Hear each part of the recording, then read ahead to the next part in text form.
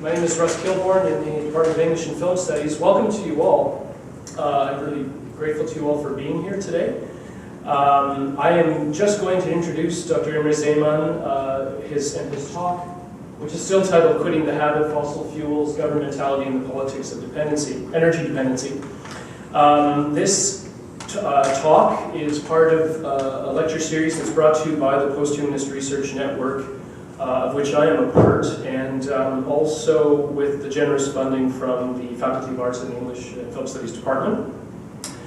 Dr. Imre Szeman is University Research Chair and Professor of Communication Arts at the University of Waterloo, up the street.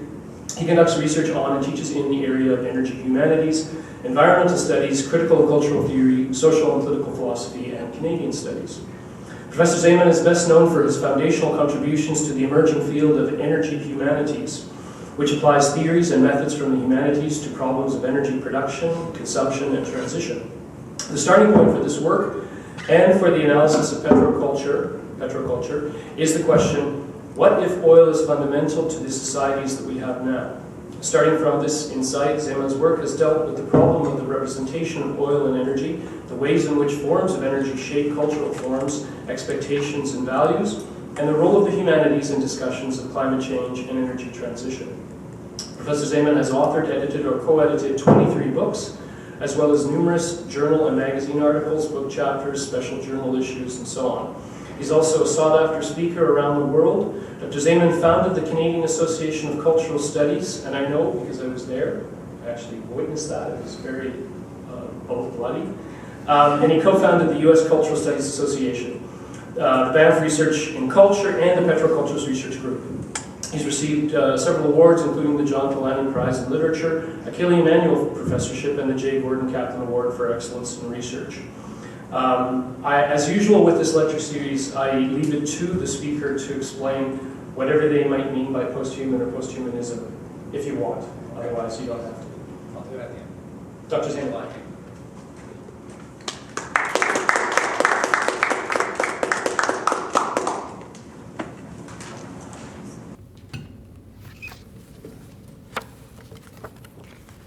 Thank you very much, Russ. So I'm just going to get going, if I can figure out how to do this. No?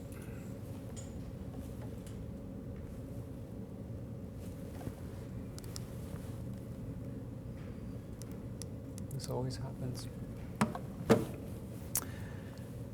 The language of dependency has often been used to characterize the use of fossil fuels. Despite the abundant availability of greener forms of energy, and despite the ability to access significant levels of this energy using existing technology, the use of fossil fuels has continued to grow in most parts of the world, including countries that already consume high level of petrocarbons.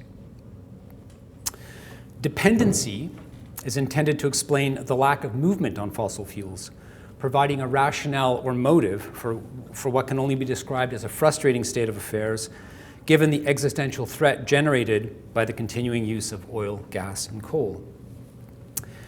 Jerry Canavan has described this energy dependency as akin to more traditional forms of substance dependence, such as drugs or alcohol. As Canavan shows, mapping the actions of a fossil-fueled world onto the parameters outlined in the American Psychiatric Association's Diagnostic and Statistical Manual of Mental Disorders highlights a remarkable similarity between substance abuse and fossil fuel use.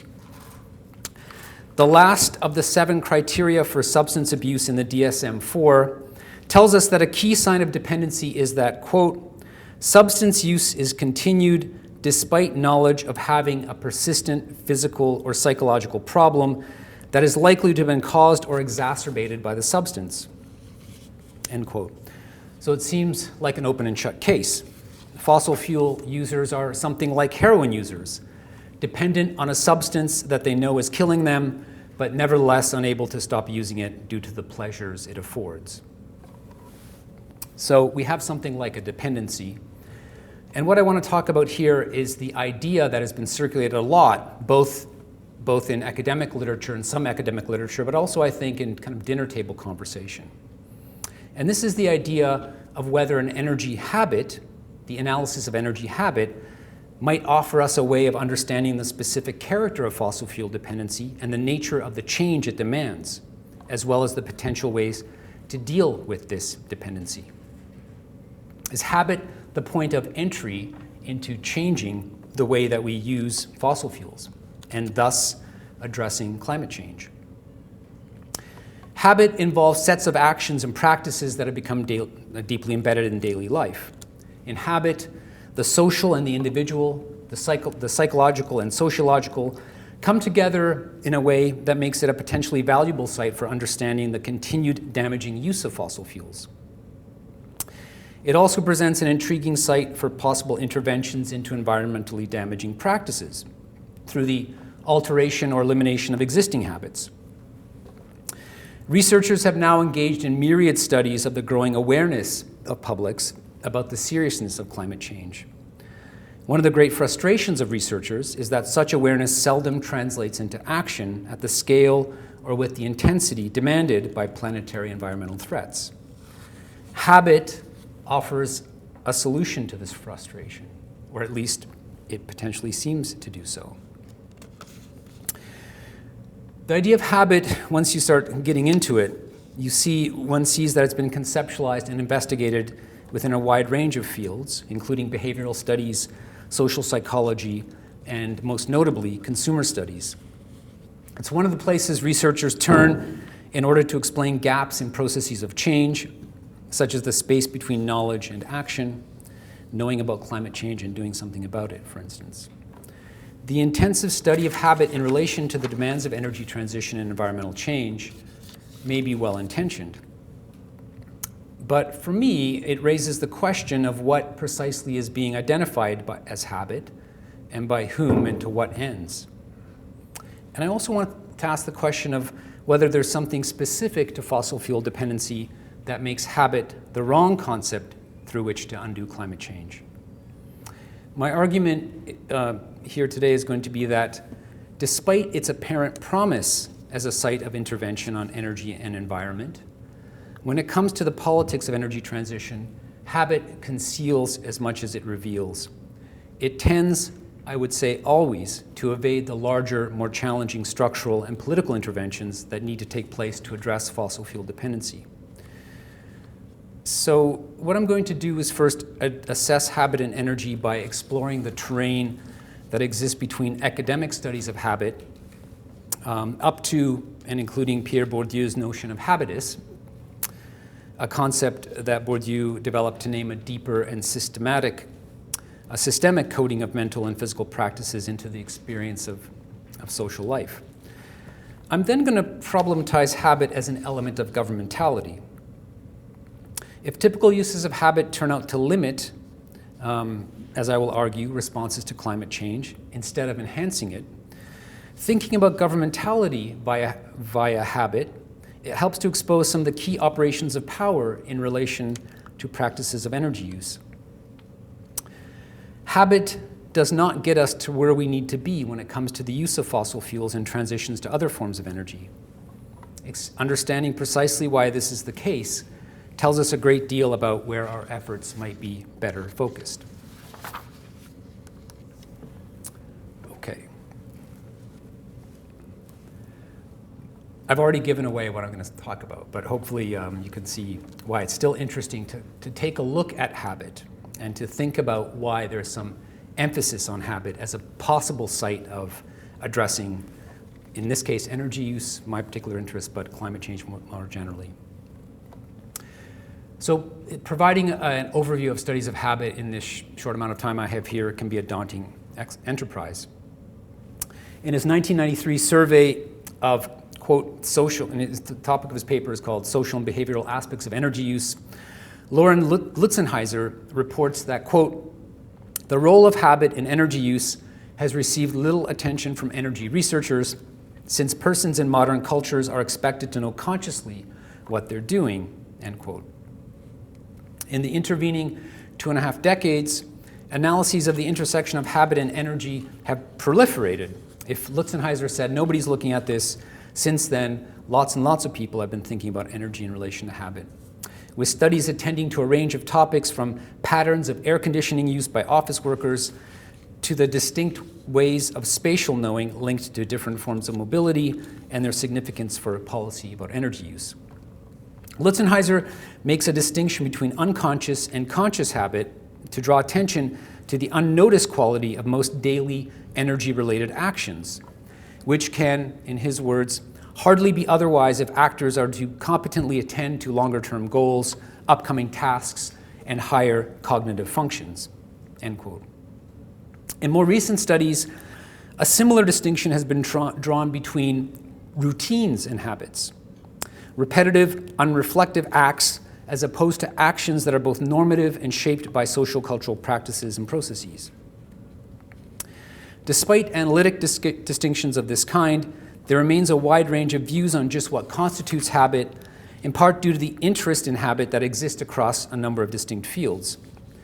In every study and every field, however, what is certain is that habit is viewed as both problem and possibility. Problem, insofar as existing habits are always in these studies of the wrong kind or have a negative outcome, and possibility because one habit, it is imagined, can be transformed into another better habit whose repeated practice might in turn have a different, better outcome. So there's quite a strong assertion about the nature of a subject. A subject is made up of certain kinds of habits.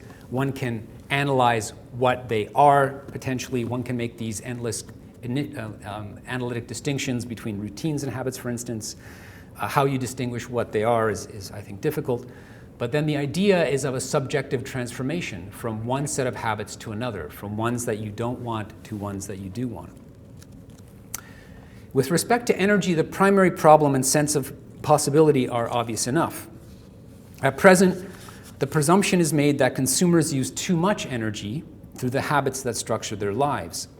A change in habit promises to reduce the amount or kind of energy that consumers use, with, of course, a corresponding benefit to the environment. The energy use, the energy habit that is of most concern is fossil fuel energy. There's no studies of energy habit in relation to solar power or renewables. The wager made by studies of energy habit is that solutions to global warming can be generated through interventions, either small or large, into daily life activity. In their study of day-to-day interactions with energy technologies, for example, Pierce, Schiano, and Paulos suggest that domestic appliances be set to energy-saving modes or have efficiency options foregrounded for users, since users are at present disinclined to adopt energy-saving modes on their own. Your appliances don't come with the energy-saving turned on. You're supposed to do it yourself. With respect to the reduction of consumption via changes to household behavior, Dietz, Stern, and Weber outline principles that should guide energy reduction policies and programs, stressing that cost or financial incentives have not proved to be effective all on their own due to the durability of habits. There are innumerable empirical studies of everyday practices related to energy habits such as these, each of which tends to make pretty big assumptions about the subjects of their studies. First of all, kind of designating them as users or consumers. It makes presumptions about how and why they make decisions, and it also makes some presumptions about the imperatives and directives guiding their actions and behaviors. It makes a claim on the nature of a subject, in other words. Indeed, it is common for such studies, as I've been naming here, these behavioral studies, to express a certain level of surprise or frustration at the apparent irrationality of subjects or their incapacity of change, even once they come to better understand their energy use practices. Dietz, Stern, and Weber, for instance, find that even when people are confronted with the shortcomings of their energy habits, they tend to remain committed to them, which is part of the reasons the authors come to focus on changes to appliance settings. While Daniel Schwartz and his colleagues highlight that reductions in energy use adopted by users during their study seem to come to an end at its conclusion, suggesting that it's only with great difficulty that mere awareness can transform into real behavioral change. So this is a study where the profs that are had this study where they went through a whole series of changes to people's habits, went back a month or two later, and they found that everybody that had changed their habits, and I do mean almost everybody, just went back to what they were doing before. The field of practice theory has been much more attuned to the complexity of everyday individual and social behavior in relation to energy use and environmental sustainability. In contrast to studies that use habit to bridge the knowledge-action or value-action gap, practice theory provides more thorough and nuanced accounts of the manner of and reasons for energy use. What constitutes practice are the deep and detailed circumstances of daily life within which individuals carry out their life activities. Practice theory has explored the expansion of energy use by outlining the reasons for the adoption of daily hot showers instead of more infrequent cold ones, which is a relatively recent phenomenon, and by understanding changing expectations of comfort, linked, for instance, to shifts in views about heating and cooling. Just a kind of an aside, one of the famous early essays of what became practice theory looked at changes in showering patterns in the UK and discovered that over a fairly short period of time, the average number of showers in the UK went from 2.5, I don't know how you take half a shower, but anyway, that's the study, 2.5 to actually 7 a week, so every single day, and went from taking cold showers because of the way that that heating was charged to hot showers. And so these small changes over the scale of a country produces a lot more energy use, and the more important thing for this kind of practice theory is that those kind of changes are then deeply embedded culturally. It's very difficult to undo those things just by telling people take cold showers instead of hot ones.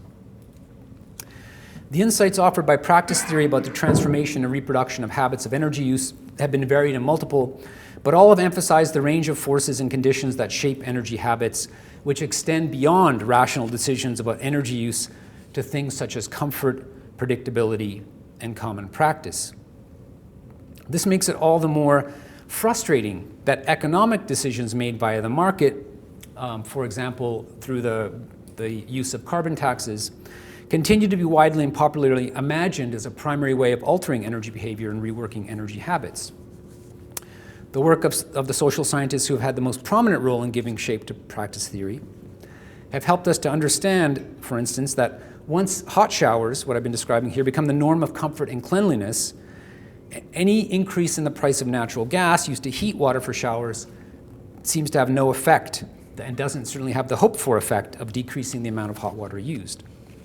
As with other energy habits, the practice of showering becomes equivalent to hot showering, with cold showers becoming a break from the norm, a small change, but one with significant environmental consequences. Practice theory's conceptual and theoretical reworking of how energy and environmental consumption needs to be understood has had a further equally important knock-on effect.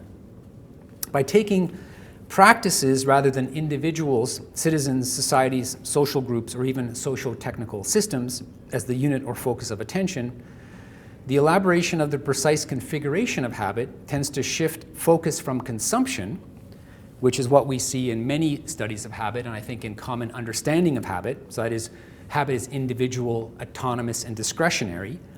In practice theory, it shifts from that to a mapping of the systems that create the conditions and circumstances that produce consumption and within which it takes place.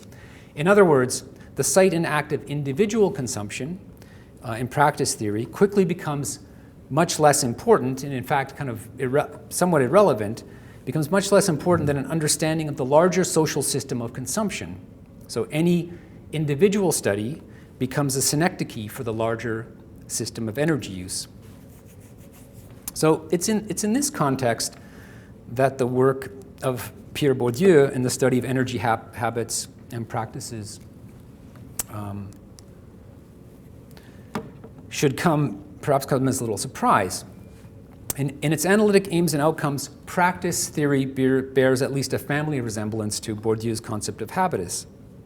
Though habitus it's a complex concept that Bourdieu develops in slightly different ways, at least throughout his career, it always names a key aspect of human life. It's a social aptitude and practical competency shared by individuals of the same class, which produces similar lifestyle choices across a range of what might otherwise appear to be dissimilar fields. So like the ones that Bourdieu is well known for is looking at art, music, food, even political choices. For Bourdieu, habit, quote, functions at every moment as a matrix of perceptions, apperceptions, and actions, end quote. And it's governed according to shared rules that need not be understood or recognized by any of those shaped by them. What is perhaps most powerful about Bourdieu's work is his identification of the way in which social aptitude and competency is simultaneously structured. That is, individuals emerge into shared rules that predate them, and it's also structuring, that these rules shape feelings, beliefs, actions, and other social practices. As in the case of practice theory, habitus dissolves any idea of habit that would continue to imagine the latter, that is habit, as a mode of behavior that individuals could in any simple way unlearn or undo. So an energy habitus would be a great deal more complex than anything that might be deemed an energy habit.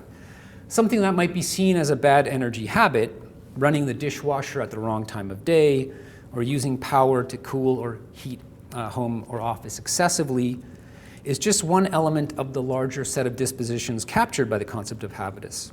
Indeed, when we begin to think of energy use in relation to habitus, the limits of appeals to habit in relationship to energy use become readily apparent, or at least they do to me, and I hope this kind of link, this kind of story of how habit moves to habitus via practice theory suggests the same to you.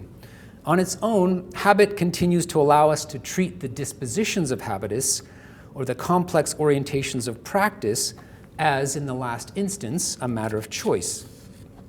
The structured structures of habitus, on the other hand, imply a much larger set of acts and practices, all related to one another, and all developed in a manner that exceeds any individual decision or choice.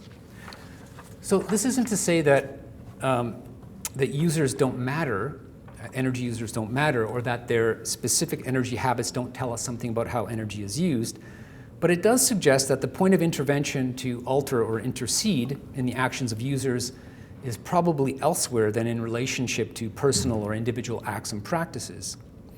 The desire that's coded into attention to energy habits, which is, for instance, things like reducing or altering our energy practices that are part of daily life, is better oriented to an understanding of how to interrupt or reimagine this system of dispositions that Bourdieu is talking about. And if Bourdieu is to be believed, this is a much harder task than one might expect, and not only because of the absence of a conscious aiming at ends in the constitution of habitus, but also because of the path dependency of energy habits that so many studies of energy practice reveal. Once we use more energy, it is hard to use less. And not because of failures of individuals to adopt new practices or ethics, but because the whole habitus has been reconfigured in relation to perpetually rising levels of energy use. So let me just summarize this second section. So as a potential site of intervention that might redefine energy practice, habit thus quickly breaks down as a result of its failure to grapple more fully with the complex character of energy practice. The transition of habit to practice to habitus, I've mapped here, challenges the idea that interventions into habit can offer a place to understand and undo energy dependency. Similar challenges to habit have come from other directions than the one I've outlined here. In fact, in a lot of popular environmental discourse, criticisms of processes and practices that focus mainly on consumer practice have become increasingly widespread. For instance, this is where things get controversial. You can attack me afterward and challenge me. But a recent decision by the Canadian government, following decisions by other states to ban single-use plastics, has been criticized by some for targeting the wrong place when it comes to plastics, focusing on end users rather than on plastic production or the effectiveness of recycling programs, or on the fact that most plastics in the ocean today originate in the global south. There are reasons why the big picture is avoided, of course. In this case, in the case I have here, doing away not just with plastic production, but with the growth economies that necessitate high levels of commodity production would mean a significant redefinition of the political and economic status quo, and a likely end to economies that place profit-making at the heart of their activity. A focus on habit alone resist big picture questions that need to be asked and answered, such as the need for everyone to even have their own appliances, or the obviousness of the separation of home and work, which necessitates the daily movement of individuals to discrete spaces, and indeed the social and historical legitimacy of all the varied infrastructures that produce the dominant habitus of energy and environment today. I guess what I'm trying to say here is that any kind of attention to habit tends to disavow the necessity of systemic change, always gesturing to an ethics of individual choice and positioning the experience of energy dependency in a zone of moralizing and demand-based solutions. The incapacity of changes to energy habit to have the hoped-for system effect have the critical function of pointing to the necessity of big-picture changes. So understanding the precise character of these changes, however, demands that we think about yet another way in which habit appears in relation to energy use, which is habit as a place where, the precise place where governmentality is enacted. So there are 4 parts I should have said to my paper. This is kind of the big third part. So if one study of habit is about the nature of individual practices and the necessity to change them, but this appears to be a very, very difficult thing. You have to kind of isolate the idea of habit as belonging to an individual subject that has the autonomy to control their own practices. The very idea that habit is a site of intervention, that this is something that somebody external to the subject needs to control and govern, brings up this question of habit and governmentality in relation to energy. If changes in the practice that constitute habit have to occur not at the level of the individual, but at a larger scale, this of course then requires intervention into everyday practices by a political body, which at the contemporary moment and in many investigations of habit is generally imagined to be the state.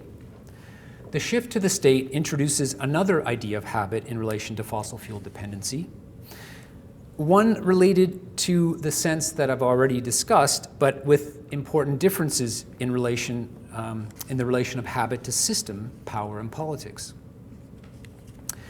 How else, after all, is the terrain of environmental politics imagined today other than the constitution, management, and transformation of habit, a top-down reconfiguration of social activity to different and better climate ends? Is not the frequent appeal to the state to manage systemic shifts in energy habit an affirmation of the operations of biopolitics and governmentality?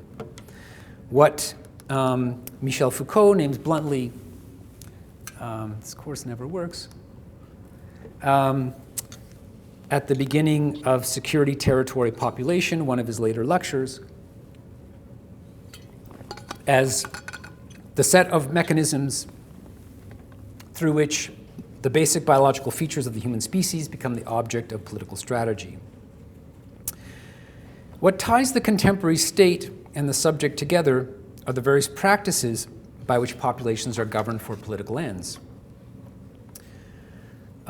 Primarily, though not exclusively, economic growth, which requires healthy populations if growth is to be maximized, and whose maximization in turn confirms that the disciplinary processes and discourses of truth harnessed to give shape to populations are operating as they should be. Now, biopolitics and governmentality have not typically been imagined in relation to the management and organization of energy habit, or habit at all.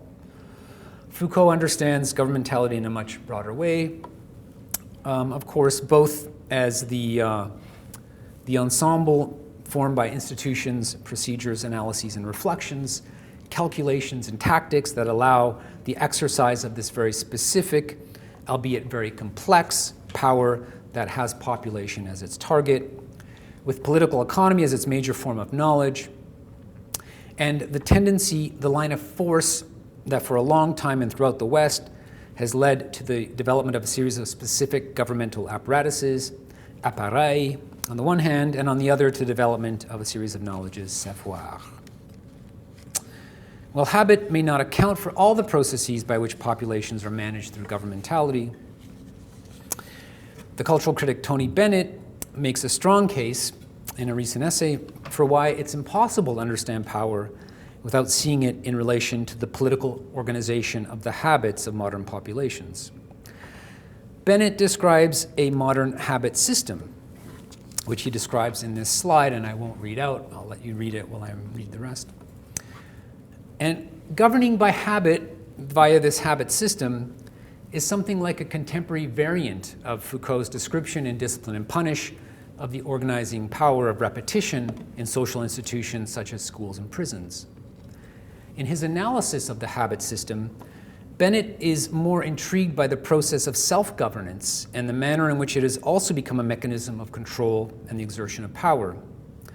What's of central importance in self-governance via habit is the gap between one habit and another, the space between a bad habit in the process of being left behind and, from the perspective of governance, a good one being brought into existence. One might expect this gap to be a politically dangerous and unstable site.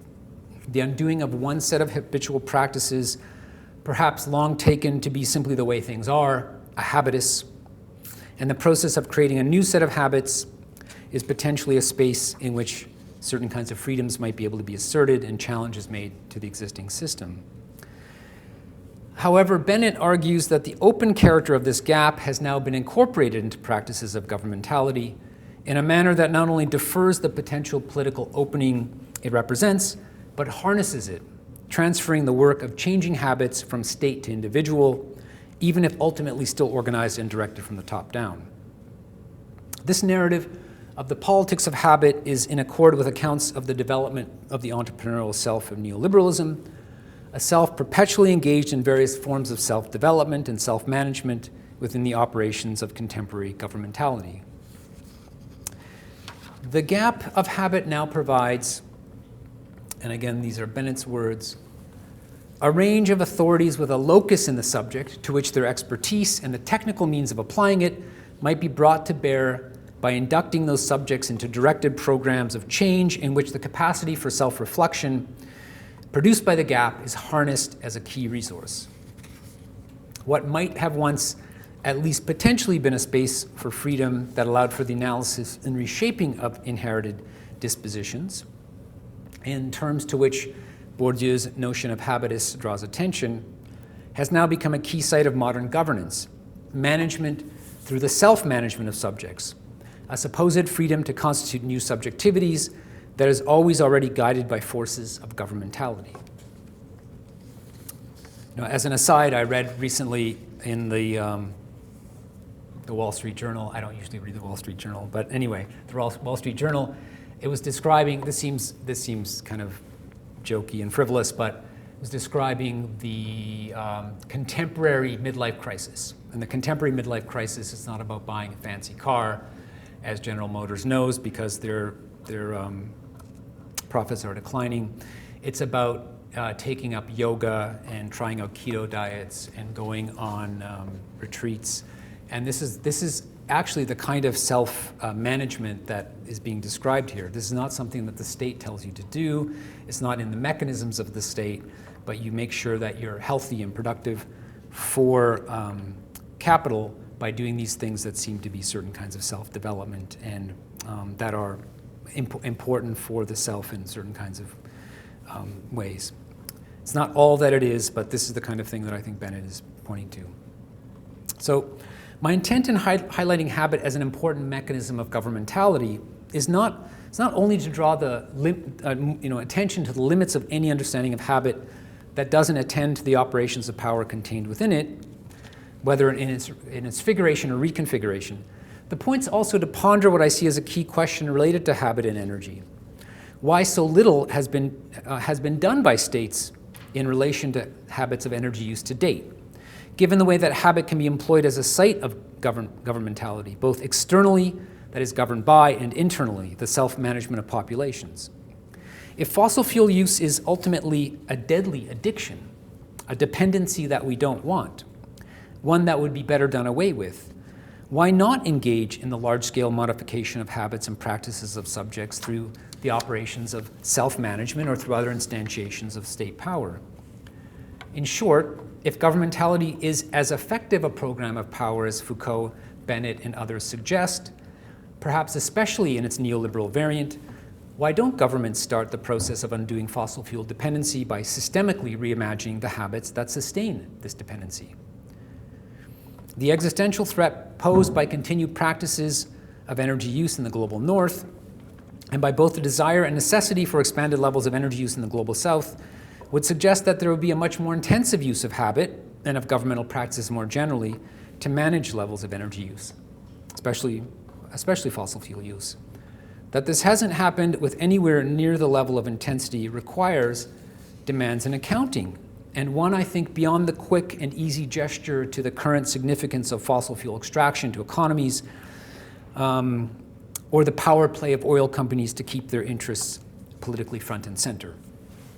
Now, I would be the last person to deny the ongoing influence of the fossil fuel industry on practices and policies of states, especially in those states with significant oil industries, like Canada's. My point here is not to disavow those things, but to try to consider the possibilities and limits of habit in relation to energy dependency when imagined in relation to the systemic deployment of power as opposed to the operations of individuated action and practice that I explored in the earlier section of this paper. I guess just to kind of summarize what I'm getting at, if habit is a site of governmental power, it's a place where the state manages populations in its variant of habit. So not, again, this individuated one, but this systemic one. Why has there not been more attention by states to changing how energy is used? There's a tendency to imagine simply that states just don't want to do it for self-interested reasons. There's something about it that they just want to hold on to the status quo of energy use. If there's a kind of existential threat to states, at least I'm curious about what it is about governmental power that seems to miss the site of intervention, that seems to not understand the necessity of paying attention to its own site of power in the long run. This is a kind of a speculative explanation of what governments miss, what they can't understand in relationship to governmentality in relation to energy. So why hasn't habit been used as a site and mechanism of governmental power in relation to energy use? So I'm going to put forward 4 reasons why this has been the case. And a first explanation takes us back to practice theory. So Elizabeth Shove and Gordon Walker, 2 of the founders of practice theory, they note that, quote, discussions of socio-technical transitions and their governance routinely obscure the central role that practitioners themselves play in generating, sustaining, and overthrowing everyday practices. So they argue that in relation to energy use and environmental sustainability, states seem to take existing energy practices as a given. It's always the baseline that they start from. That is, as something populations have always already enacted in much the same way that they're doing at the current moment. If states do attend to the use of energy in the home, it's the modern home and the energy practices associated with it: heating, air conditioning, refrigeration, and so on. Both the histories and the futures of habits of energy use, moments in the recent past when societies used less energy and near futures when they might do so again, are lost in the headlights of present energy habits that are taken as necessary and given. Further, governance is imagined as a force of influence that is somehow external to the reproduction and transformation of practice. Perhaps unsurprisingly, states see populations as easily and directly managed and manageable.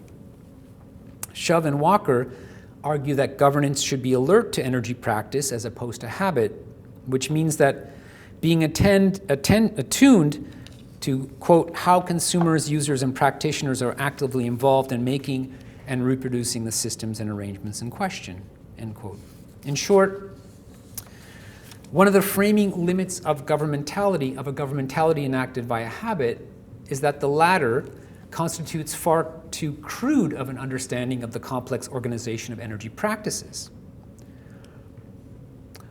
And thus we get carbon taxes, for instance.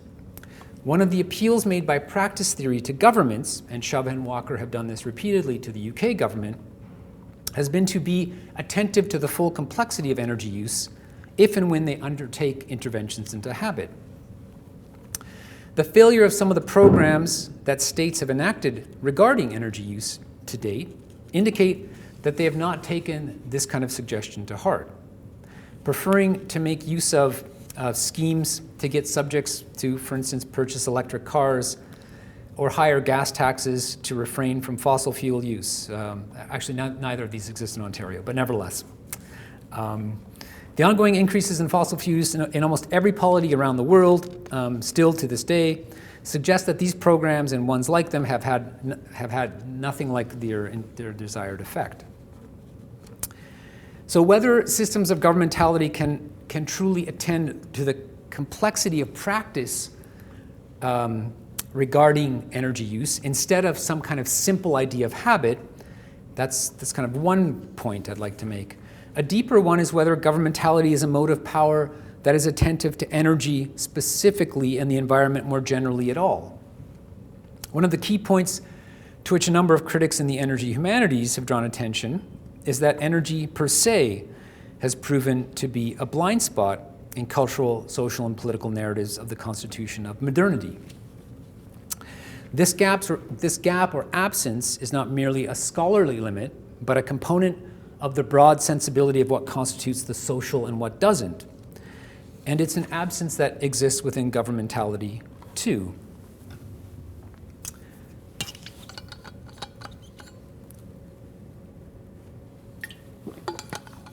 Sorry about that.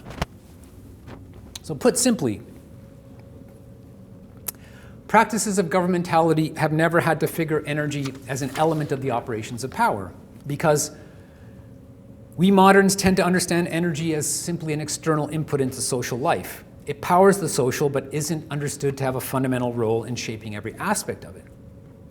Going back to the first point, energy isn't part of the constitution of practice, of our habitus. It's just something that powers it all. Despite the range of mechanisms and apparatuses Foucault describes in his late lectures, from the scalar expansion of disciplinary mechanisms to account for the population as a whole, to his elaboration of the dispositif of security, none of them speak directly to energy as a primary concern of state power, especially as this is connected to the state and fate of populations. This absence, which I would argue is true of contemporary political philosophy more generally, has led my colleague Dominic Boyer to argue for the necessity of an energopolitics that would supplement Foucault's articulation of a biopolitics.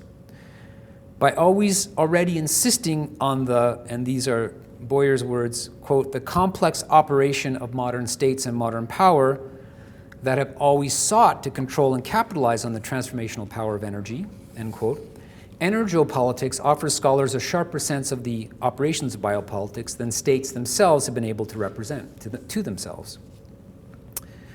It's not then the constitution of energy as habit rather than as practice or as a component of habitus that's caused a lack of attention to fossil fuel dependency. It's that energy was never configured as an essential element of the management of modern populations to begin with.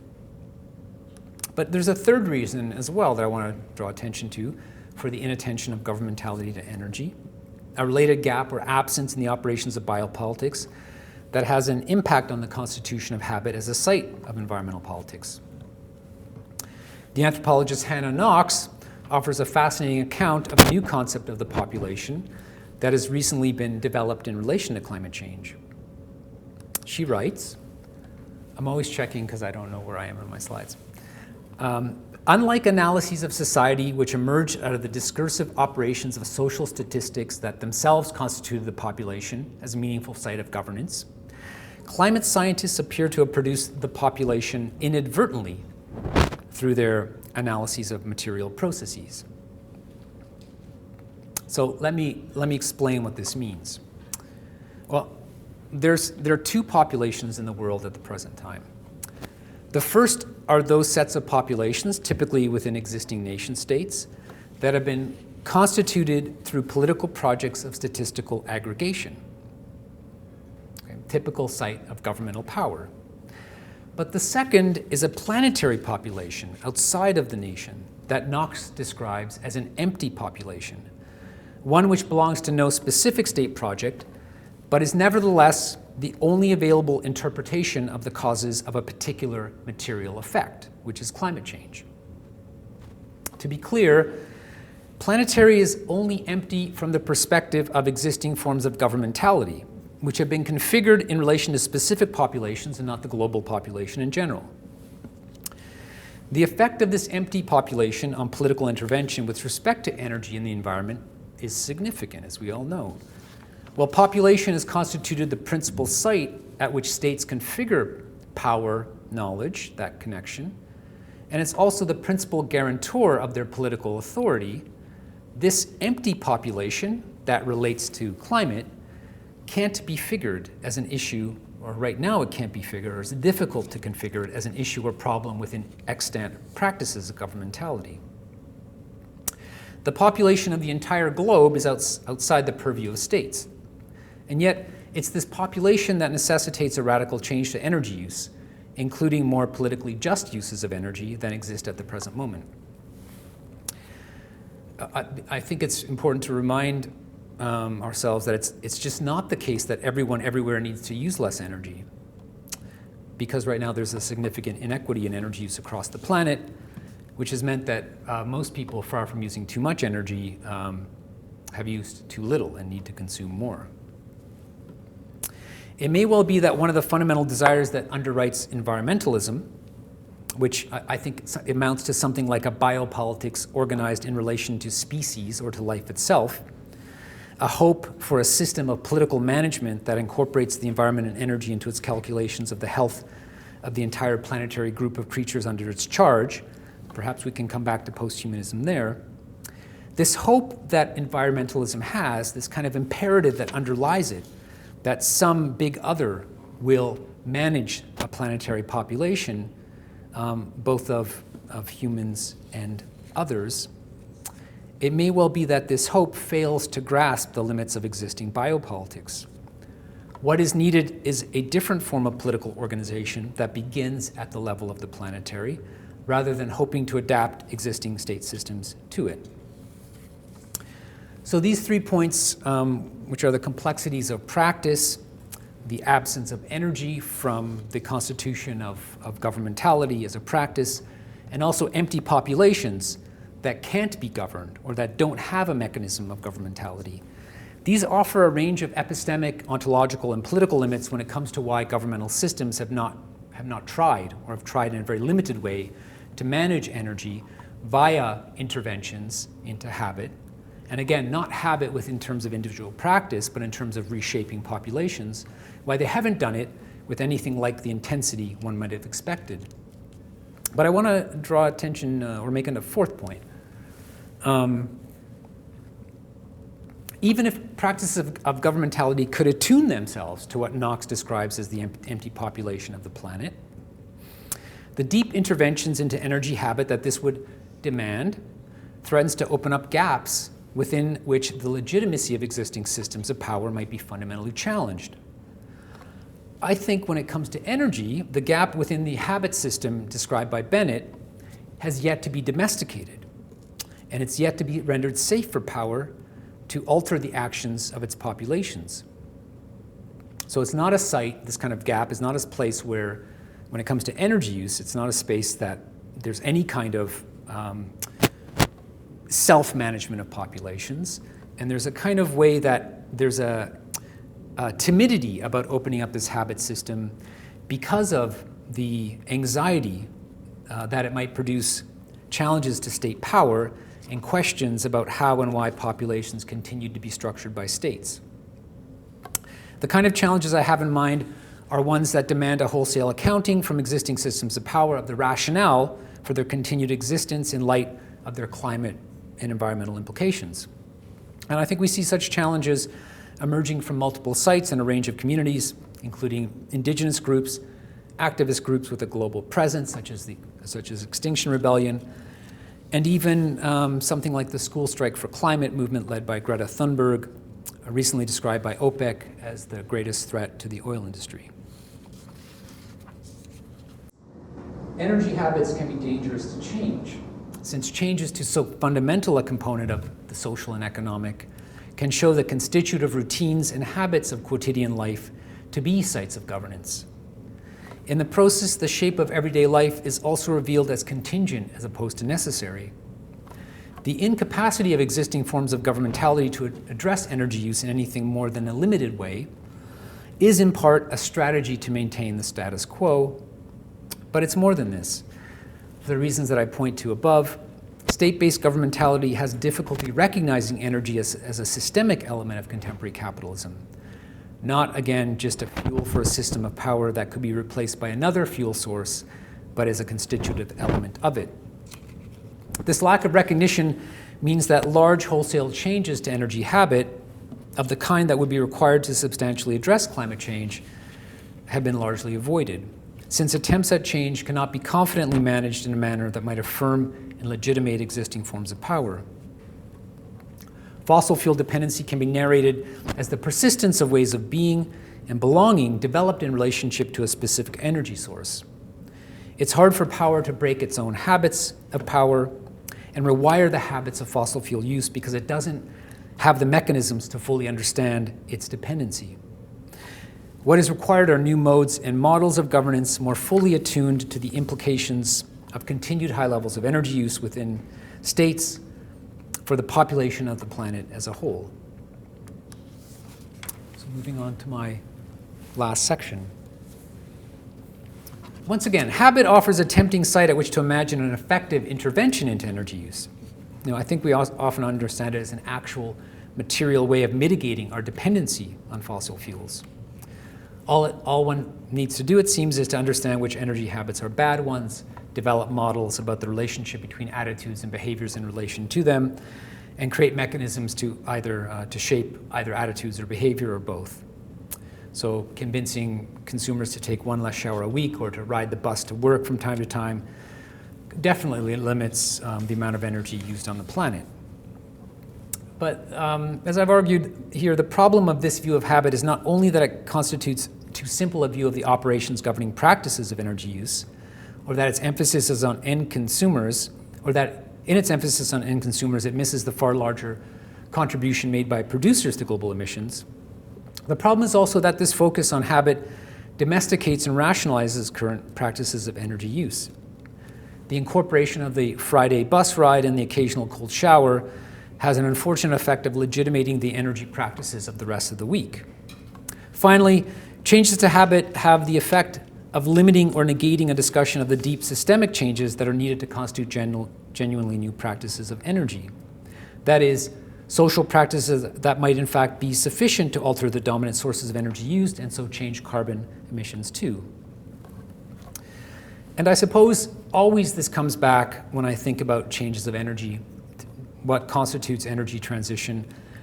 The kind of changes that are demanded by this change are always revolutionary ones. Instead of band-aid changes to commuting, for instance, they would involve redefinitions of the rationale, organization, and importance of work, at least as it's currently imagined and figured into everyday life. And while this might seem like an issue that isn't related to energy use, or not directly at least, nothing could be more important than to open up questions about the energy demands made by modes of living and modes of life, the energy demands of the habitus that we occupy.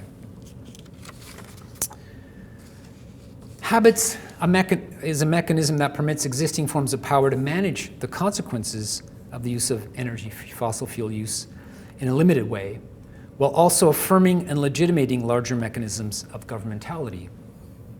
If habit is a ruse, the wrong site at which to address climate change for those genuinely interested in doing so, it's also because habit is a key site of the operations of power, which controls populations, at least in part, via the management of habits. Yet, given the seriousness of the threat posed by climate change, the operations of governmentality have been limited and tentative in relation to modifications of energy habit. So if there's a reason why states employ habit less than expected as a mechanism to modify energy practice, I think, at least in part, it has less to do with just the cynical abandonment of governments of their populations to climate threats, or at least I'd want to know how a government itself could be cynical it's given kind of subjective status, than with the limited capacity of states to understand the complexity of energy practices, the social operations of energy, and as well as the planetary population as opposed to their own nation-based population. The political danger of tarrying with habits they cannot understand is another reason why states have avoided messing with energy habits. Those committed to social and political change to address fossil fuel dependency should probably avoid habit as well. While foregrounding habit can prove useful in understanding the operations of governmentality in relations to changes in energy use, it's a concept that impedes investigations of the real questions that need to be asked in relation to energy dependency, the reasons for community, the organization of social life, and the deep relation of humanity to the world it inhabits. So I'm at my end, but I just kind of want to break this down in a different way. So this question of habit as a site of change in the first part is really about a liberal understanding of habit. And what we have in the second section, I guess the second and third part, is a kind of a neoliberal understanding of habit. These two different kinds of understanding of habit, they both tell us interesting things about the sites at which we might or might not intervene in energy use, and I think hopefully they complicate the story of exactly what we might want to do in relationship to the use of fossil fuels and climate change. Thanks.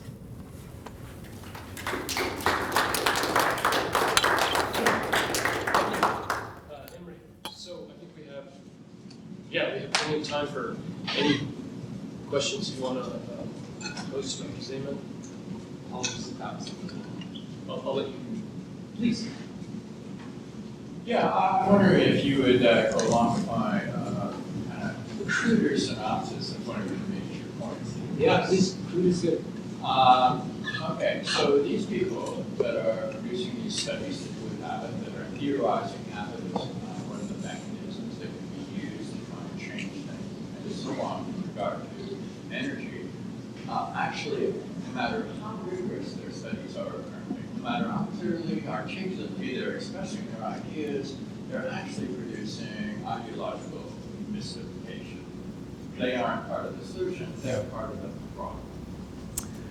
So in terms of the first section, I would say that that's very much the case. And I'm always careful about, because I have had some pushback about this, is that small changes to practice have some effect. The problem is that there's never an understanding of habit as something other than what it is, which is a very, like, essentially your crude summary, which is not crude at all, has to do with the fact that habit is not a very rigorous analytic category, but in its desire for isolating practices, isolating some things that people do, there's a desire to change those small things, and it does have the ideological function, first of all, of suggesting there is that kind of thing you can isolate, and it also kind of affirms the current level of energy use in many kinds of ways, and then it puts all of the weight on the consumer, as so much even kind of positive environmental practice does. So the kind of thing is that individuals are the ultimate site of climate problem, and so now we're going to refigure how you operate, and let's see how it's going to happen. Now, interestingly, when it comes to kind of analytic behavioral science, which is pretty much driven by numbers, what I see over and over again is a frustration by the authors. So not in every study, but often. And the frustration comes from a misunderstanding of subjects. So what they think a subject is, which I have absolutely no evidence that this is the thing that a subject is that when you know something, you of course act on it. Okay. I have no real evidence that that's the tendency of what a subject is. Well, it would be in certain contexts. In certain contexts, absolutely. Yeah, driving cars around is a bad idea. Flying to other countries, this is squandering. One could even invert that. So because I think often, and I'll kind of go back to that kind of dinner table conversation with colleagues, saying, how could we not do things about it? We all know about it. Many of us know about it. It's actually a dominant number of people in every country now in polls that are convinced that climate change is real. What is the solution? So, and then people will ask me often when I give a more public version of this talk, eventually, they'll always say, what should we do? And they're waiting for that, they're waiting for something simple. All the many thousand people that live in Kitchener and Waterloo and work in Toronto and go on the 401 each day driving their cars. It's not a habit that they're saying, you could say it's a habit, but the reason they're doing that is because there's a very limited, very slow train service, bus service, and so on. And so it's not, okay, so one person changes and decides to take the bus.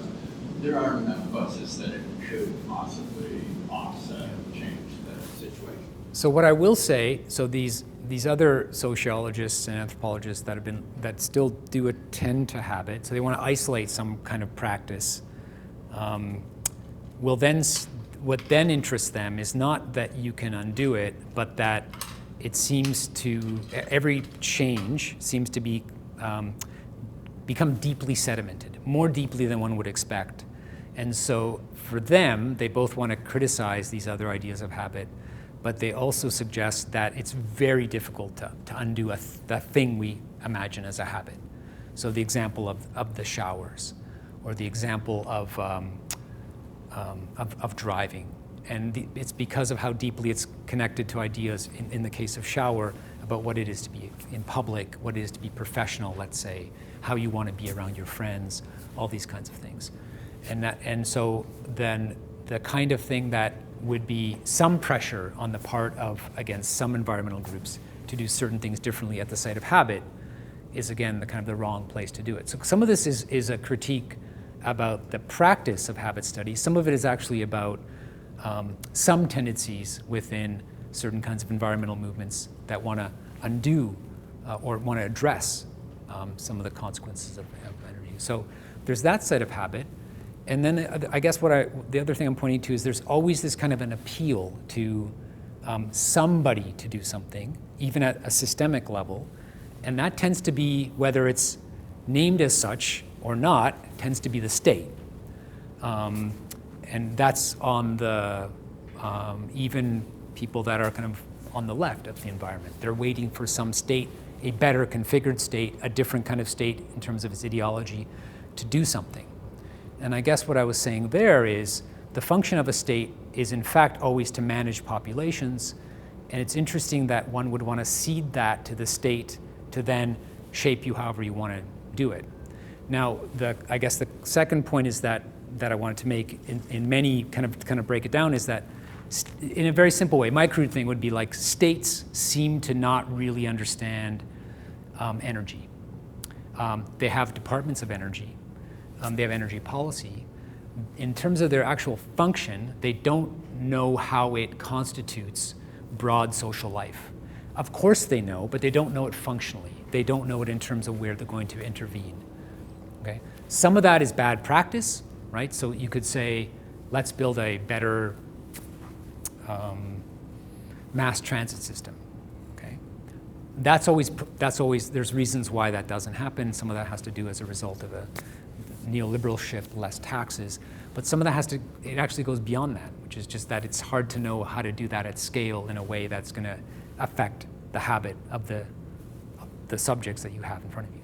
But I thank you for your excellent summary, not crude summary, of the first section. Please. Great. Thank you. That was really great. I wanted to see if we could go beyond the limitations that you identified with liberal habit and neoliberal habit, and one of the limitations is that they're individuated responses. Can we shift to collective agencies? Yeah. You signal to political organization. Yeah. I'm curious what forms of collective agency, what forms of political organization, what contemporary experiments you find to be most promising in terms of forcing constituted power to develop a kind of counter-governmentality or reconfigured practice. Right, okay. It's an excellent question. It's relevant it's maximally relevant in this case. I will say one thing right away is that there's no counter-governmentality. Governmentality is the mechanism by which power operates. I have nothing against governmentality, right? Governmentality is not something to be necessarily undone with mass populations on the billions. So governmentality I always took in Foucault to be, he offers an analytic of power, not a kind of a determination about what kind of power is good or bad, this kind of power we have. So then for me the question would be, how can you mobilize something that addresses this empty population? Now, there's kind of two things that I would go there. There's a recent book that talks about the way in which, and I'm going to forget the author and the name of the book, unfortunately, but that it makes the argument that the climate as a subject for power is constituted post-World War II largely by the United Nations as a space where it can exert some kind of influence and some kind of force. Very intriguing suggestion, very intriguing argument. It kind of suggests that the UN begins to figure its rationale for its existence in relation to something other than kind of like, I don't know, like it's a bunch of people getting together and I don't know what they do actually. And so you have the various mechanisms of the UN, which are quite powerful in their own kind of way, but perhaps don't quite identify themselves as in relationship to this empty population. I don't think the UN is the right place. Of course, the UN is deeply conservative in many ways, still linked to state power. So some of the kinds of things that I referenced here quite in passing are the kinds of movements that gesture to collective action without hoping for being saved by the state. So, I will still assert, and I believe this, that at least my experience in environmental movements, there's always in the last moment this desire that on the part of some environmentalists, that you get the good state, and the good state will manage the population, at least of your population, and then you're okay. I spent a lot of time in the past 2 years in Scandinavia, and there did seem to be often this sense that the problem is not Norway, but the problem is sort of solved. They've done it. And then whenever you say to them like, hey, it doesn't matter if you solve it, the scale is the wrong scale, and it's going to affect you anyway. But there's that sense that what the level of governmentality that we can appeal to has managed to whatever degree, and perhaps inadequately, but has done some management, and as a result, we're satisfied.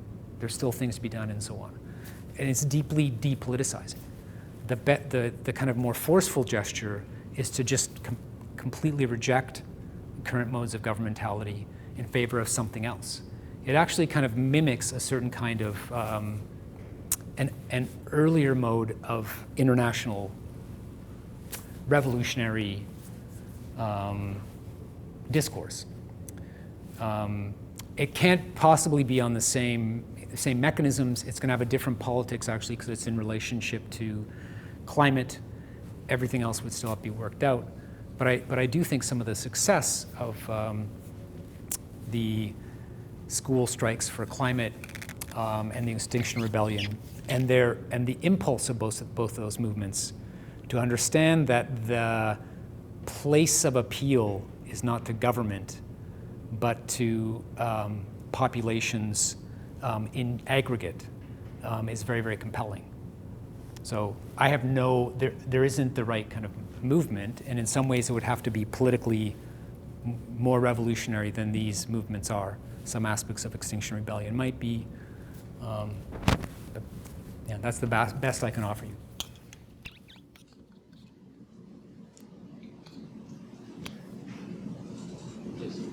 A question about the recent announcement. I wonder where this connects with what you're talking about. I think it was just this morning, that the CEO of BlackRock was talking about how we're on the edge of a fundamental, reshaping of finance as a result of the climate changes to the climate. Where does that connect with what you're talking about? Because BlackRock, of course, their headquarters are in New York City, but they're operating at a level that some might say is, what state are they? What state mechanisms are they responsible to? And the people who they're making those investments for, $7 trillion worth of resources under their management. Where does that fit with what you're talking about? That's a fantastic question. I've been thinking about this ever since BlackRock, and lots of other companies have made similar kind of appeals. Most oil companies, though again not the Canadian ones, are trying to reimagine themselves as energy companies. I think let me start with the energy companies first. In the case of the energy companies, they're still imagining themselves as supplying a service to whatever economy that they don't really particularly care about the state form, as long as they kind of make some money. My cynical first response about the BlackRock would be there's a similar kind of gesture, that there's just too much pressure emerging in relation to the climate. It's a little bit indeterminate, but it's starting to hurt shareholder value in a lot of places. More and more universities are abandoning, and more and more quickly. They're having any kind of link to investments in oil companies and other extractive companies. Other kinds of institutional investors are starting to do the same kind of thing. So it's just kind of not. There's no forward direction being linked to fossil fuel extraction. It doesn't do anything for you. So it's not even a particularly good site to generate value. And so, like the energy return on energy investment on many sites of extraction are down to like 1.5 to 1, when originally they were over 100 to 1. I'm talking to somebody who knows all these kinds of things. But anyway, coal companies, despite support from Trump in the U.S., are closing. It's not a place where you generate money. It's more and more expensive to extract value. The tar sands, you need to have prices about $55 per barrel or above to start getting return. Energy companies are still putting money in there because they have a lot of capital invested, and they want to keep getting what they can get. But it's not a place to put your cash now. So they're kind of seeing what comes next. Whether those decisions are in energy at all is a question. I will be interested to see that, because the shift to renewables is an extremely hard one, in part because your capital investment doesn't get you very much back. So we have the beginnings, or my sense is there's the beginnings of what is known in classical political economy as the Lauderdale paradox, where, well, let me back up. Last year was the first year in a long time that investments in renewables declined. So even at this moment, when one would expect globally there to be a lot of investment in renewables, it actually went down. Some of that had to do with precisely the factor that is often pointed to as a reason to have renewables, which is that it's cheaper and cheaper and cheaper per kilowatt hour. Well, when it becomes very cheap, it doesn't pay for capitalists to invest in it. the return is not very high. As things become cheaper, you don't put your money there, you put it somewhere else. And so the kind of the scaling up of energy via capital is probably not going to happen. This is why you have to turn to something more like a state. The reason why you had these increases for a long time was because of state subsidies. State subsidies in many states, including Canada and the US, ended last year, and then you had a decline. So, so I guess coming back to BlackRock, it has an incredible amount of power. When you say that power reminds me of, at an earlier moment, like one of the founding little phrases of globalization studies is, I'm going to forget the company, but a company said something to the effect of, if only we could be on an island floating around the world so we would be exempt from any particular taxation economy, right? In an odd way, that kind of speaks to this empty population, right? If we were in the empty population, well, an empty population doesn't have a tax base, that would be fantastic, right? I think that was Jack Welch of GM, now that I think about it. So BlackRock might want to do that same thing. It has mechanisms like it has empty populations, which is called like those islands that seem to have a lot of capital and not a lot of people. Those are oddly kind of the movement away from energy is interesting on the part of capital. Whether states can do the same type of thing in relationship to the use of it with their citizens on the scale needed and with the speed needed is, I guess, another question. So it wouldn't surprise me at all if capital could do certain kinds of moves that states can't do. Right? So coming back to the first question, capital is not going to build you a subway system. Capital built you 407. If it built a subway system, it would be very expensive because you'd have to return a lot of capital. It wouldn't be 325 or whatever. So it's hard to know what that means. To me, it says it does threaten. It threatens fossil fuel industry. Whether they can pull it off is another question. It's something to follow up on for sure. It's a great insight. Other questions?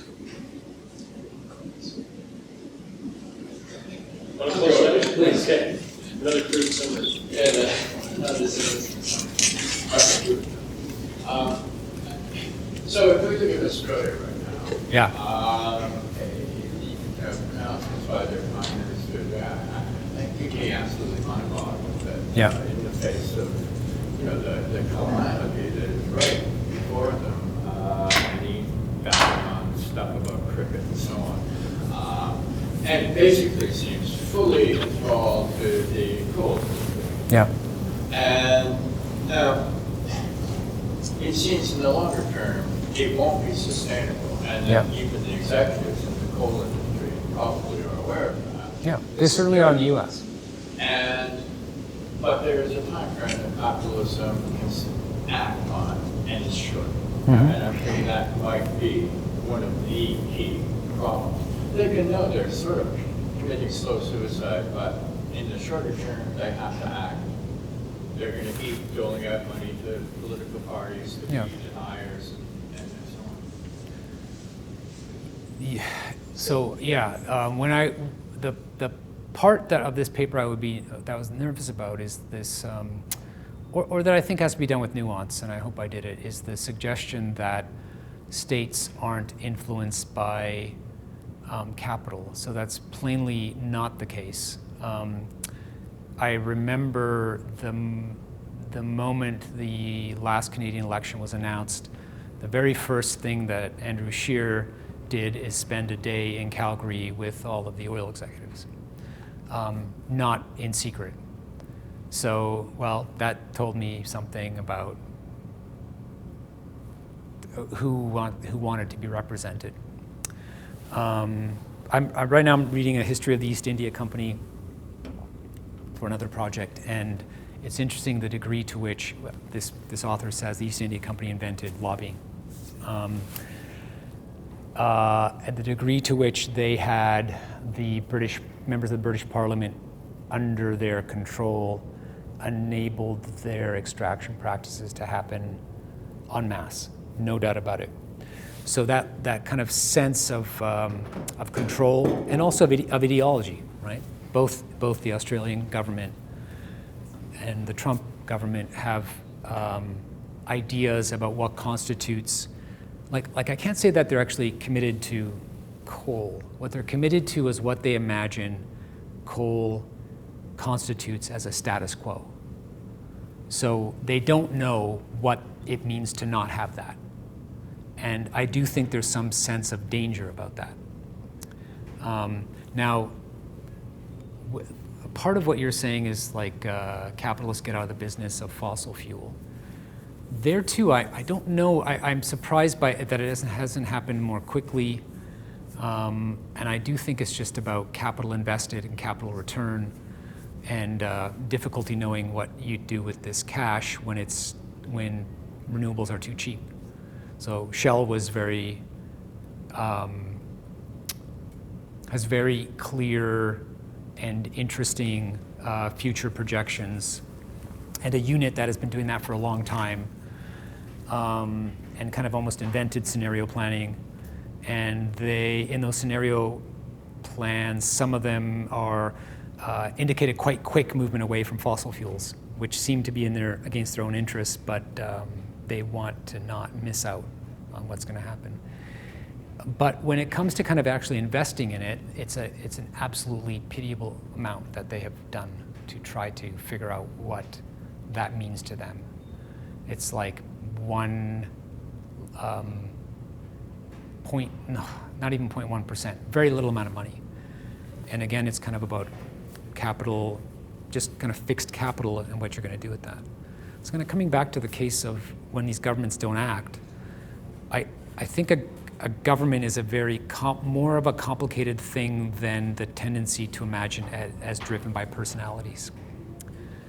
So I do feel like the question when it comes to these states not giving up their fossil fuel basis, some of it is about capital and coming in. Some of it is about a lack of clarity about what that constitutes for power, for the ability to control subjects. One of the many projections about what you do when you have solar is you no longer need to care very much about the state in the same kind of way. You don't have to pay money to Ontario Hydro. You can be off grid. You can kind of do what you want. I mean, these are a little bit fantasies, but they've already played out in other countries. Suddenly you don't have the control over those subjects in the way that you expected. You actually can't, even if all you want is taxation, it's very hard for you to get that. So I think some of this is about the kind of throwback to a 1950s fantasy, which is often what's happening. Some of it is the idea of these older men. Some of it is about fear of migration. Some of it is about a lack of clarity about what the hell this climate change is. Some of it is about not wanting to give up on gassing up your car. Please. There's also the problem of production power, right? And your oil and gas are the tools that we use to project power. We don't have jet A, our jets don't fly. Yeah. If we don't have oil, our tankers don't float. The real problem, one of the problems we have here is a very real politic of right now, as everything is arranged, and we could change slowly up to this point, but still as it's all arranged, we need those things for our state to operate as we imagine it. Yep. And it's all about this projection of power imagination. You can't do anything in Australia wildfires without gasoline. Those planes don't fly, those trucks don't run, nothing happens, because it's all institutionalized. So we have that huge issue, right? I think the biggest question, I know that's one thing we could discuss for years, but it's not gone in, right? Because we all can see it plain as day, I hope. It's like, why don't they divest? Anytime you have a war, they're going to make billions, right? If something happens really on climate change and there's a real tragedy, people are going to make billions and trillions of dollars. And that's a profit center. And you have to admit that climate change is now being solved by capital as a profit center. Sure. And that's a what happens when we change from the conception as habit as thing to habit as process and return to sort of an Aristotelian habituation model, right? Because there was a time when we thought we could raise people and train people to be things, and now we seem to have reclaimed that. Our university is an example of that. That sort of is. We don't expect our students necessarily to change political opinions anymore, though they may. Right? We don't expect them to necessarily become better people, but they may. But there was a time when we thought culturing somebody through habit, through practice, through education actually worked. And then we lost that. That might be something to think about because I think that might coincide with energy. And a certain construction of energy in a certain time period. I'm wondering if you see any relations. So thank you for your comments.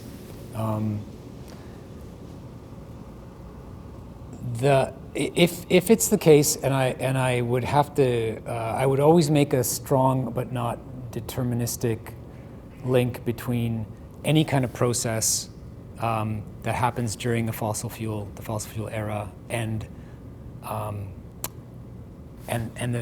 the evolution of that process.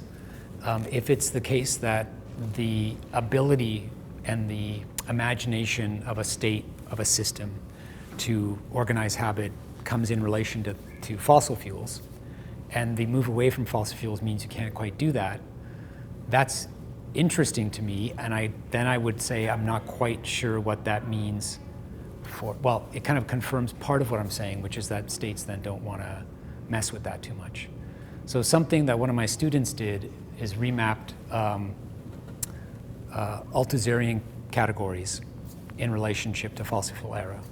So school, church, it's quite, it's surprisingly easy to frame those things together in terms of even the mobility needed for something like a school. So you can't quite have that without a certain kind of material capacity. A lot of it is about movement. It's not only that. A lot of it is about things like you need to keep the lights on. You need to get your staff there. You need to move things around. And that kind of movement makes you have a deepening and deepening commitment to this particular energy source. And you do it without knowing it. And finally, when you do that kind of endless deepening, it becomes impossible to undo it in a way that one might imagine, like you just be better people. If there's some incapacity to now do that, so, and I should also say, so then the point you make, which is a really good one, is that all of that kind of governmental action and the apparatuses that support it, the wrong thing to think about in relation to governmentality is that it's always already bad. It's just a system, right? So schooling is a complicated thing. You're changing subjects, but it does certain kinds of work, right? I was just talking to Russ before we started, and there's this, like this is not scholarly.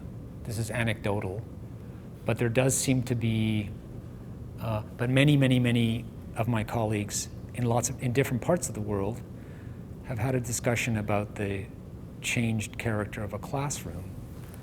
And I had never thought about that in relation to changes in relation, like how we think about energy. But it may be there may be some sensibility that this broad system is now going to have problems.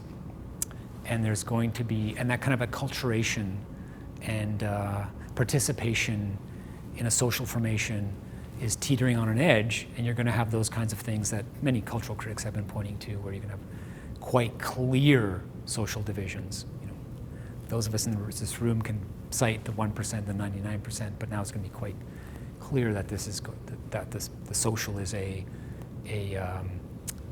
direct fight over resources, and some people won't be able to have those systems fueled anymore. But I'll give that some more thought. That's a really interesting insight. I'd like to ask for your thoughts about, in regards to aggregate movements and forming new habits revolving around energy and forms of energy. The shift rhetorically, capitally, culturally from fossil fuel-oriented energies towards electric energies tends to be. I'd actually like to hear your thoughts on the shift from oil to electric as being almost synonymous with green, which clearly is not, but as an alternative, and clearly also not sustainable. But in that sense, what kind of habits, or maybe even habit tie develop out of that? That's also an excellent question. So I can say a few things about that. I do think that there is a general sensibility that electric will save us, and then it will come from somewhere. Right.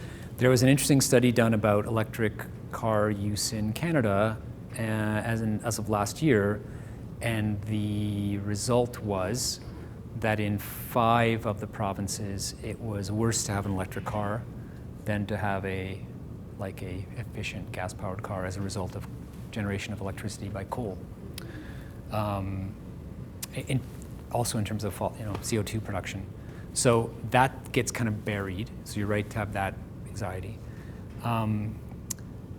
It does seem to, there's a kind of part of what I have argued and some of my colleagues have argued is that the apparatus of fossil fuel has long been kind of hidden and now is emerging to the surface. It strikes me that electric is a gesture to want it to go away and then to not think about it anymore. It just kind of appears. And you've, again, kind of solved it. It's like a beautiful, you've cut the Gordian knot and now it's all clean and everything's okay. And then the entire problem is not really figured anymore. I have lots of anecdotes about this that are disturbing to me, but I'll save those. So the thing that then haunts it is that doing some work with colleagues at the University of Guelph in geography and in the faculty of agriculture, I know that there's lots of different studies that suggest that renewables can produce enough electricity to manage this kind of transition where you keep status quo but it's just powered differently, including, and that's even a key part of the LEAP manifesto, self-belief. It's very hard to do that, it turns out. We just took Caledon as an example. And once you eliminate land where you cannot put solar, so that would be things that are too steep, just as an example, agricultural land, greenbelt land, and so on, you end up with something like 3% of Caledon can be used for solar, and then you still have to purchase the land somehow. And the land that is available for purchase is the land that's the kind of hobby horse farms of wealthy Torontonians. So I don't know if they'd be willing to give it up. Now, even when you do that, there's not really any major power corridors that go through Caledon. And so the capacity of you to get a lot of energy to those power lines is quite limited. So I know not every place is Caledon. Thankfully, unless you live there, then it's great. Caledon's great. But there's that same kind of thing that happens over and over again in these various kinds of studies. So some cities you can't, if you put a solar panel on every single roof in the city, you can't generate enough electricity, not even close. Even with kind of projections of higher return from the solar panel. and keeping population flat and keeping use flat. So I don't know of no studies of this, but my sense is that when you have electric, you then use more. When you have the sense that electric has solved your situation, then you use more because it's immediately renewable. You don't think about the next step. You imagine that everything is run on, I don't know, does comes from somewhere. Well, the immaterial cloud. The immaterial, yeah, yeah. Yeah, because hydro plants are far away. Nuclear power tends to be far away, not Pickering. Not Pickering. But they tend to be far away. They're hidden. So then you don't even, I don't even know if you put it together anyway. They don't make any sense, those kind of concrete boxes. Hydro is a dam you just imagine as a lake. So I do worry that there's that the immateriality of it means you just use more, and there are consequences for that greater use. I guess that's our up note. So I'm going to go take a cold shower. Thank you. I want to thank all of you for being here today, and Dr. Szeman, of course, for the talk. Thank you so much. Thank you all for coming.